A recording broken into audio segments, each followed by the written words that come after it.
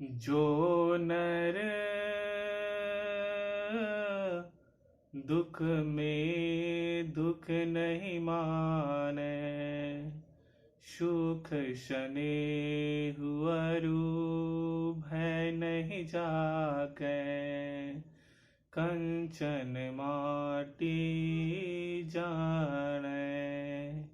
नमस्कार दोस्तों, मैं हूं SK सौरभ और आज हम लोग 10वीं क्लास के काव्य खंड के गुरु नानक के द्वारा रचित जो नर दुख में दुख नहीं माने की व्याख्या करने वाले हैं। तो आइए हम लोग शुरू करते हैं। इस पद की व्याख्या करते हैं। ठीक है, तो एक बार हम लोग पढ़ देते हैं उनकी पंक्ति को, उनके पद को। ठीक है, तो चलिए हम एक बार आपको पढ़कर सुनाते हैं।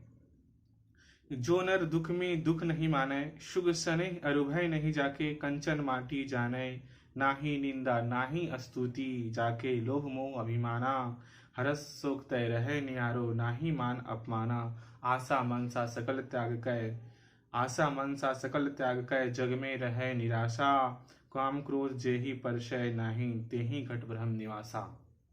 गुरु कृपया जेहि नर पे किन्हीं तीनह यह जुगति पिछानी, नानक लीन भयो जो संग पानी। ठीक है, तो ये थी आपका पद। इसकी व्याख्या आज हम लोग करेंगे। तो चलिए हम आपको ये बात बताना चाहते हैं कि ये जो पंक्ति है, इस पंक्ति के माध्यम से गुरु नानक बताना चाहते हैं कि किस प्रकार से किस व्यक्ति के हृदय में ब्रह्म का निवास होता है, गुरु का निवास होता है। पिछले अध्याय में, पिछले पद में हम लोग जाने थे कि किस प्रकार से हम राम नाम को प्राप्त कर सकते हैं, राम का ज्ञान हमें प्राप्त हो सकती है। ये पिछले चैप्टर में, पिछले व्याख्या में हम लोग समझे थे। इस पद के माध्यम से गुरु नानक बताना चाहते हैं कि किस व्यक्ति के हृदय में ब्रह्म का निवास होता है, गुरु का निवास होता है, राम का निवास होता है। तो आइए हम लोग शुरू करते हैं। तो देखिए, पहला पंक्ति है कि जो नर दुख में दुख नहीं माने, सुख शने अरुभय नहीं जाके, कंचन माटी जाने। जो नर दुख में दुख नहीं माने, जो व्यक्ति दुख में दुख नहीं समझता है, जो नर दुख में दुख नहीं माने, यानी कि जो व्यक्ति दुख, अपने जीवन में दुख आते रहते हैं, उन सब चीजों से प्रभावित नहीं होता है, दुख से प्रभावित नहीं होता है। देखते होंगे कि जिस प्रकार से एक पौधा, आप लोग देखोगे कि आरोही का पौधा, आरोही के पौधा पर यदि पानी डाला जाए तो आरोही के पौधे प्रभावित नहीं होते हैं। आरोही पर पानी जैसे ही जाता है वैसे ही नीचे की ओर चले ढल जाता है। उसी प्रकार से हमारे जीवन पर जैसे ही दुख आए, उससे प्रभावित नहीं होनी चाहिए मानव को। यही कहना चाहते हैं गुरु नानक। ठीक है, कि जो नर दुख में दुख नहीं माने, दुख को दुख नहीं समझता हो, सुख शनै अरु भय नहीं जाके, यानी कि सुख और शनै अरु भय नहीं जाके, सुख और शनै और भय से उसके नजदीक भी नहीं आता हो, यानी कि सुख शनै और भय से क्या होता है, काफी दूर होता है। और कंचन माटी जाने, यानी कि सोने को भी मिट्टी के समान समझता है। अक्सर लोग कहा करते हैं कि जो संत होते हैं उन्हें धन की आवश्यकता नहीं होती है, वो धन के प्रति आकर्षित नहीं होते हैं। धन सबकी आवश्यकताएं हैं, जितनी आवश्यकताएं हैं वो तो उतना बढ़िया है, ठीक है, लेकिन कंचन माटी जाने का मतलब हुआ कि धन के लिए सोने, मतलब कंचन माटी जाने ने सोने को मिट्टी के समान समझना। इसका मतलब ये हुआ कि धन के लिए ललायत नहीं होना। यानी धन के लिए कुछ व्यक्ति होते हैं कि कुछ पैसे के लिए कुछ भी करने को तैयार हो जाते हैं, हर किसी से झगड़े करने प्रारंभ कर देते हैं। ठीक है, तो ये चीजें बताना चाहते हैं कि कोई थोड़ी सी धन के लिए लोग आपस में रिश्ते तोड़ देते हैं, एक दूसरे से दुखी हो जाते हैं, किसी की गला काटने तक तैयार हो जाते हैं। ये सब चीजें हैं जो कहते हैं गुरु नानक कि उसी व्यक्ति के हृदय में भ्रम का निवास होगा। जो नर दुख में दुख नहीं माने, सुख शनै अरुभय नहीं जाके, कंचन माटी जाने। बहुत बढ़िया पंक्ति है। कोई भी संत महात्मा जब कुछ लिखते हैं, आपके बुक में कुछ छप के आता है, तो ये सिर्फ परीक्षा के दृष्टिकोण से महत्वपूर्ण नहीं होती है। अपने जीवन में भी ये सब चीज़ों को उतारनी चाहिए, आत्मसात करनी चाहिए। तो चलिए हम कुछ अपने साथ कुछ ले करके जाएंगे यहाँ पर, अपने जीवन में कुछ इसका उपयोग करेंगे। तो कहते हैं कि सुख सने अरु भय नहीं जाके कंचन माटी जाने, यानी सुख और शने अरु भय नहीं जाके, यानी सुख शने और भय से क्या होता है, उसके पास नजदीक भी नहीं आता है, कोई डर भय नहीं होता है। जिस व्यक्ति को सुख से कोई मतलब नहीं होती है, सुख की ओर नहीं भागता है, दुख से परे नहीं होता है, दुख से डरता नहीं है, ठीक है, दुख से भागता नहीं है, सुख की ओर आकर्षित नहीं होता है, और जिसके पास भय नहीं होता है किसी भी चीज का, और जो सोने को मिट्टी के समान समझता है। सोने को मिट्टी के समान समझने का मतलब ये आपको एक कहानी के माध्यम से समझाने का प्रयास करेंगे कि एक महात्मा थे और एक राजा के साथ सफर कर रहे थे ट्रेन में। तो उनके पास बहुत सारे दान दक्षिणा मिला था, संत को ले जा रहे थे। तो आप पूछे, जो राजा था पूछा कि आपको इतना दान मिलती है, क्या करते हैं आप, इतने धन संपत्ति, इसकी आवश्यकता क्या है? आप बोलते हैं कि ये सब की कोई जरूरत नहीं है, संतों की कोई आवश्यकता नहीं होती है, तो आप ये सब धन को क्या करते हैं, किस प्रकार से इसका उपयोग करते हैं? बहुत सारे प्रश्न पूछे, लेकिन मेन मुद्दा पे आना चाहते हैं कि जब संत महात्मा उस धन को लेकर के जा रहे थे, तभी उनके साथ राजा महाराजा भी, राजा थे उसके साथ बैठे हुए, उनके पास भी धन था, दोनों के पास धन था। दोनों में अच्छी बात, बहुत देर तक बातचीत हुई, आपस में बात करते रहे और धन पर भी चर्चा हुई। तो उस समय महात्मा जी तो कोई जवाब नहीं दिए, लेकिन जब कुछ दूर आगे बढ़े, ट्रेन रुकी और रुकी, उस समय इलाहाबाद स्टेशन पर उतरी, तो महात्मा जी बोले चलिए थोड़ा सा आकर के यहाँ पर गंगा में डुबकी लगा के आते हैं, तब चलते हैं सफ़र, अभी थोड़ी सी ट्रेन रुकेगी। तो दोनों चले स्नान के लिए, गंगा में डुबकी लगाई।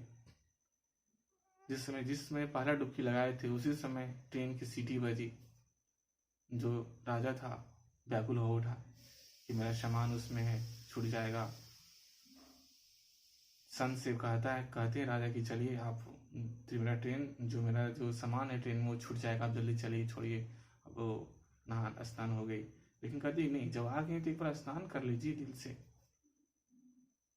तो एक और डुबकी लगाया जाता है। फिर राजा बोलता है कि चलिए महाराज अब चलिए, मेरे सामान छूट जाएगा, ट्रेन की सीटी बज रही है, चलने के लिए ट्रेन से तैयार है। फिर राजा कहते हैं नहीं, आप दिल से स्नान कीजिए ना, जब गंगा माँ के, जब यहाँ पर आप स्नान के लिए आए हैं तो स्नान कीजिए। फिर डुबकी लगाते, तो परेशान हो जाता है राजा। तब संत बोलते हैं कि बस आप में और हम में ही फर्क, आप धन के लिए परेशान हैं और हम धन के लिए परेशान नहीं है। हमें ना तो धन की चिंता है, होने की चिंता हमें नहीं है, और आपको बस आप में, आपके धन और मेरे धन में बस इतना ही फर्क है। उम्मीद करते हैं कि आप समझ गए होंगे कंचन माटी जाने का मतलब क्या होता है, कि सोने को, मतलब धन के लिए ललायत नहीं होना, जितनी हो सकता है उतनी ठीक है, बाकी हम धन के लिए किसी भी चीज को नुकसान, किसी दूसरे व्यक्ति को नुकसान नहीं पहुंचाना चाहिए, ठीक है। तो आगे बढ़ते हैं हम लोग। ना ही निंदा ना ही स्तुति जाके लोभ मोह अभिमाना, और जो व्यक्ति ना तो निंदा से और ना ही स्तुति से परेशान होता है, यदि किसी व्यक्ति की निंदा कर दी जाए व्याकुल उठता है, किसी का स्तुति कर दिया जाए एकदम फॉर्म में आ जाता है कि वाह मेरा तारीफ हो रहा है। ये सब चीजों से जो व्यक्ति परे होता है, और जो ना ही मान अपमान, जो अपमान और सम्मान से कोई उसे मतलब नहीं है। हरस शोक तय रहे नियारो ना ही मान अपमाना, कह रहे हैं कि ना ही निंदा ना ही स्तुति जाके लोभ मोह अभिमाना, हरस शोक तय रहे नियारो ना ही मान अपमाना।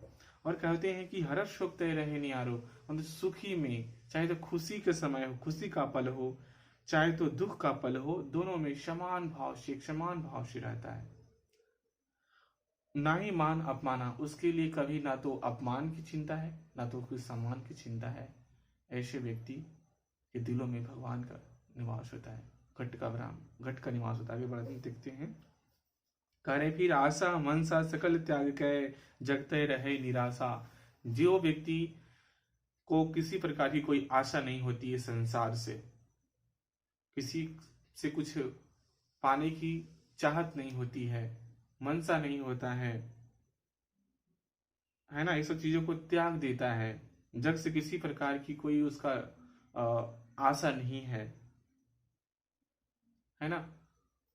और कह रहे हैं कि आशा मनसा सकल त्याग कर जगते रहे निराशा, और इस संसार में हमेशा एक समान भाव से रहता है,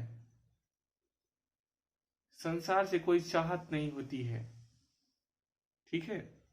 काम क्रोध जेहि परसे नहीं। फिर कहते हैं कि आशा मन सकल त्याग कर जगते रहे निराशा, और इस संसार से किसी प्रकार की कोई आशा नहीं होती है।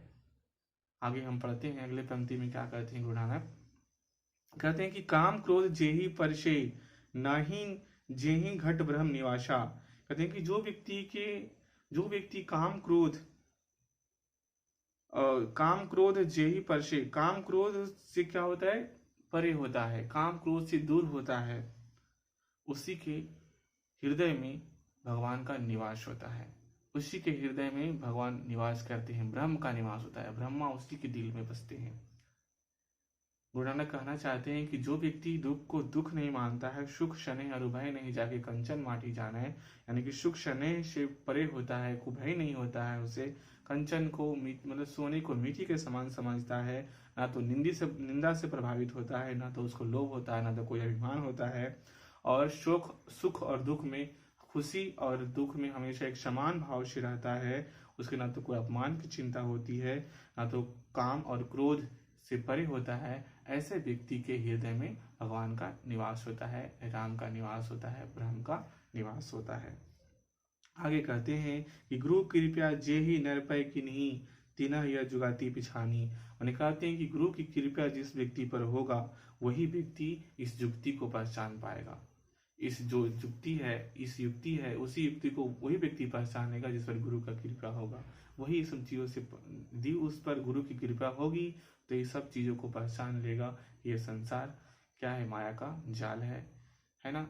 हमें ये सब चीजों में नहीं पड़नी चाहिए और हमें खुशी ढूंढना चाहिए, जीवन में किस प्रकार से हम खुशी रह सकते हैं।